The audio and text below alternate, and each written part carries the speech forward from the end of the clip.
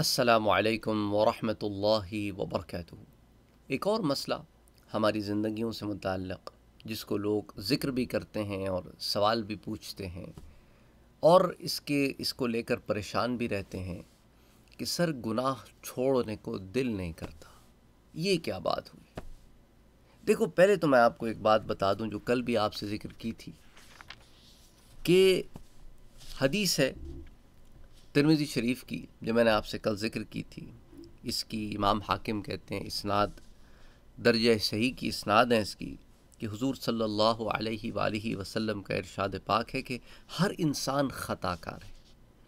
تو اگر آپ کے ذہن میں ایسی کوئی بات چل رہی ہے کہ میں گناہ کر ہی نہ پاؤں تو اچھی بات ہے، لیکن ایسے ہو سکتا ہے کہ بندے سے گناہ ہو جائے، کیونکہ انبیاء ہی معصوم ہو سکتے ہیں، غیر انبیاء معصوم نہیں ہو سکتے۔ تو گناہ ہو سکتا ہے، گناہ کا صدور ہو سکتا ہے، لیکن اگر ہو جائے تو کیا ہوا کہ میرے پیارے نبی نے کیا فرمایا کہ ہر انسان خطا کار ہے، اور اچھے خطا کار خطا ہو جانے کے بعد ندامت سے سچی توبہ کرنے والے ہیں۔ یعنی وہ لوگ جن سے خطا ہو جائے تو توبہ استغفار کے دروازے پر آ کر اللہ سے معافی مانگ لیتے ہیں، یہ زیادہ اچھے خطا کار ہیں بنسبت ان سے جو خطائیں کرتے رہتے ہیں اور توبہ نہیں کرتے۔ اچھا، اسی طرح میں نے آپ سے کل ایک اور روایت بھی شیئر کی تھی جس کے بارے میں امام حیثمی کہتے ہیں کہ وہ رجالہ رجال الصحیح، اور وہ ابن ماجہ کی اور امام طبرانی کی روایت امام بہقی بھی لاتے ہیں اور کئی کتب حدیث میں آتی ہے۔ آپ نے بہت دفعہ سنی ہوگی کہ حضور صلی اللہ علیہ وآلہ وسلم کا ارشاد پاک ہے کہ گناہ سے سچی توبہ کرنے والا اس شخص کی مانند ہے جس نے کوئی گناہ کیا ہی نہ ہو۔ تو گناہ سے تو ہم 100% بچ نہیں سکتے، تو کرنا کیا ہے کہ جب کبھی گناہ ہو جائے تو توبہ استغفار کر لینی ہے، اللہ سے معافی مانگ لینی ہے کہ باری تعالیٰ یہ گناہ اب نہیں کروں گا، اور سچے دل سے۔ اور اگر کبھی ہو جائے تو پھر رجوع کر لو، ٹھیک ہوگی بات۔ اب آ جائیں آج کی روایت کی طرف۔ آج کی جو روایت آپ سے ذکر کرنے جا رہا ہوں، اسے حضرت ابو ہریرہ رضی اللہ تعالی عنہ روایت کرتے ہیں کہ حضور اکرم صلی اللہ علیہ وآلہ وسلم نے ارشاد فرمایا کہ مومن جب کوئی گناہ کرتا ہے تو اس کے دل پر ایک سیاہ نشان بن جاتا ہے، پھر اگر وہ توبہ کر لے اور گناہ سے ہٹ جائے اور استغفار کرے تو اس کا دل صاف ہو جاتا ہے۔ غور کرنا، 3 چیزیں ہیں، ٹھیک ہے۔ پہلی دفعہ جب گناہ کیا تو سیاہ نشان پڑ گیا، اسی وقت رجوع کر لے، توبہ کرے سچے دل سے کہ باری تعالیٰ اب نہیں کروں گا، اور صرف توبہ ہی نہ کرے، اس گناہ کو سے ہٹ بھی جائے۔ ایسا تو نہ ہونا کہ اب آپ نے دوستی یاری میں آ کر کوئی گناہ کر لیا، پھر آپ کے دل میں ہوا کہ یار یہ گناہ تھا، یہ نہیں کرنا چاہیے تھا، آپ نے توبہ کر لی، لیکن پھر ان دوستوں یاروں کے ساتھ جا کر انہی کاموں میں پھر بیٹھنا شروع ہو گئے کہ یار پھر ہو گیا اگر تو پھر توبہ کر لوں گا۔ نہیں، ہٹ جاؤ اس گناہ کے راستے سے، اسے ترک کر دو۔ لوگ کہتے ہیں نا یہ گندی فلمیں دیکھنی چھوٹتے نہیں ہیں، کیونکہ ہم چھوڑتے نہیں ہیں۔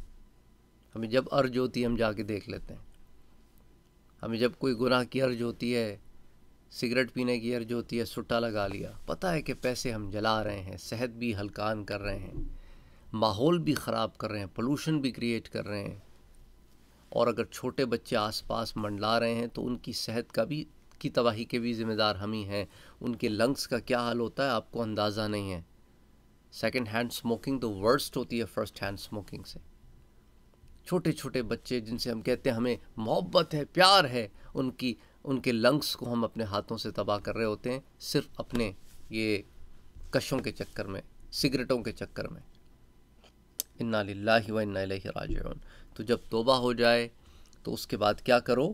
ہٹ جاؤ، اور پھر استغفار کرنا نہ چھوڑنا، استغفار کرتے رہو تاکہ پتہ ہو تمہیں، ذہنی طور پر تیار ہو کہ میں نے یہ گناہ کیا تھا، میں نے اپنے رب سے معافی مانگی تھی، میں وہ راستہ چھوڑ چکا ہوں، اب استغفار کا راستہ اختیار کر لیا ہے۔ اس سے فائدہ کیا ہوتا ہے؟ اس سے فائدہ یہ ہوتا ہے کہ ایک تو یاد دہانی آتی رہتی ہے۔ اچھا، لوگ جو ہے نا اس کو سمجھتے نہیں ہیں، وہ کہتے ہیں استغفار کرنے کا مطلب یہ کہ اللہ نے مجھے معاف ہی نہیں کیا، اس کا مطلب ہے نہیں، استغفار یاد دہانی ہے، اب نہیں جانا ادھر، اب نہیں جانا ادھر ہے۔ اور جب انسان کا گناہ مٹ گیا، دھل گیا، اللہ نے ملائکہ کو بھلا دیا، ہیں اور قیامت کے دن آپ کی کتاب میں بھی وہ موجود نہیں ہے، تو اب استغفار سے کیا ہو رہا ہے؟ اب درجات بڑھ رہے ہیں، اللہ کا قرب نصیب ہو رہا ہے، برکتیں آ رہی ہیں۔ اس لیے استغفار کی عادت پڑ جائے تو چھوڑنا مت۔ تو کیا فرمایا کہ پھر اس کا دل کیا ہوتا ہے؟ صاف ہو جاتا ہے۔ لیکن اگر وہ زیادہ گناہ کرے تو یہ نشان بڑھتا جاتا ہے، یہاں تک کہ اس کے پورے دل کو اپنی لپیٹ میں لے لیتا ہے، اور یہی ہے وہ ران جس کا ذکر اللہ نے اپنی کتاب میں کیا۔ ران بیسیکلی زنگ کو کہتے ہیں۔ تو وہ سورہ المطففین کی جو آیہ مبارکہ ہے نا کہ کَلَّا بَلْ رَانَ عَلَىٰ قُلُوبِهِم مَّا كَانُوا يَكْسِبُونَ، ہرگز نہیں، کلا ہرگز نہیں، بل ران علی قلوبہم ما کانوا یکسبون، بلکہ ان کے دلوں پر سیاہی چھا گئی ہے، زنگ آ گیا ہے ان کے دلوں پر، ان کے دل زنگ آلود ہو گئے۔ کیوں ہو گئے ہیں؟ ما کانوا یکسبون، جو یہ کماتے رہے گناہ، اس نے ان کے دلوں کو سیاہ کر دیا ہے۔ کہ اس کی وجہ سے ہوتا کیا ہے کہ جب نیکی آتی ہے تو دل قبول نہیں کرتا، اور گناہ آتا ہے تو اسے قبول کر لیتا ہے، کیونکہ انہوں نے اپنے اچھے خاصے روحانی دل کو گناہوں سے کوٹ کر دیا ہے۔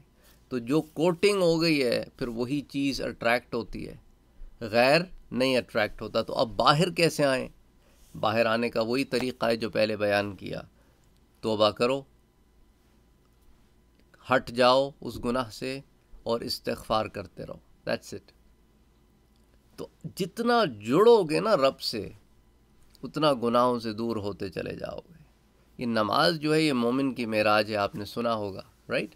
تو یہ معراج کیسی معراج ہے کہ یہ روحانی تعلق پیدا کرتی ہے بندے کا اپنے رب کے ساتھ۔ جب وہ عاجزی اور انکساری کے ساتھ اپنے رب کے آگے ہاتھ باندھ کر کھڑا ہو جاتا ہے اور اس کے بعد اپنی نظروں کو جھکا لیتا ہے، عاجزی اور انکساری اختیار کرتا ہے، غرور و تکبر جو ہے اپنے اندر سے توڑ دیتا ہے، اور رب کے حضور سجدہ ریز ہوتا ہے، رب کے حضور رکوع کرتا ہے، اس کی تسبیح بیان کرتا ہے، اس سے مانگتا ہے، اس سے ہدایت مانگتا ہے، اس کے حبیب پر درود و سلام پڑھتا ہے، تو یہ تمام معاملات اسے رب سے جوڑتے ہیں۔ اگر صحیح معنوں میں نماز پڑھی جائے، ٹکرے مارو تو پتہ ہی کچھ نہیں چلتا، تو ٹکرے نہ مارو، نماز اس کی روح کے مطابق پڑھو تو بندے کی ایلیویشن ہوتی ہے، تو اس ایلیویشن میں دل منور ہوتا ہے۔ تو رب سے جڑو، غیر سے تعلق ویسے ہی ٹوٹ جاتا ہے۔ ہم نے غیر سے بھی جوڑا ہوا ہے اور چاہتے ہیں رب سے بھی جڑا رہے، تو یا تو رحمان کے ہو جاؤ یا پھر اس شیطان کے ہو جاؤ۔ فیصلہ ہمارے اور آپ کے ہاتھ میں ہے کہ ہم نے کون سی راہ اختیار کرنی ہے۔ تو بہرحال یہ جو روایت ہے نا، یہ جو آپ سے ابھی میں نے ذکر کی ہے، یہ اسے امام ترمذی روایت کرتے ہیں السنن میں، کتاب تفسیر القرآن میں، اور حضرت ابو ہریرہ سے روایت جو ہے یہ سورہ ویل المطففین کی تفسیر کے تحت امام ترمذی لاتے ہیں، حدیث نمبر 3334۔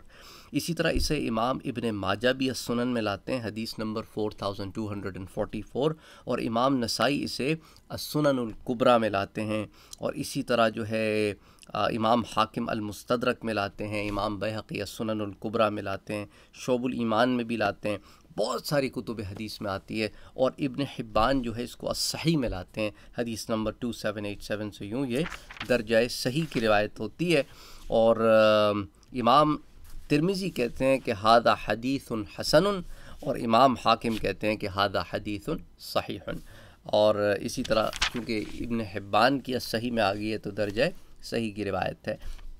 اسی طرح ایک اور درجہ صحیح کی روایت پہ آج کے درس کا اختتام کرتے ہیں۔ حضرت ابو ہریرہ اس حدیث کے بھی راوی ہیں کہ حضور اکرم صلی اللہ علیہ وآلہ وسلم نے ارشاد فرمایا، من تاب قبل ان تطلع الشمس من مغربها تاب اللہ علیہ، کہ جو شخص مغرب سے سورج طلوع ہونے تک یعنی قیامت بپا ہونے سے پہلے پہلے توبہ کرے گا، اللہ اس کی توبہ قبول فرمائے گا۔ تو اس لیے توبہ کر کے مطمئن ہو جایا کرو۔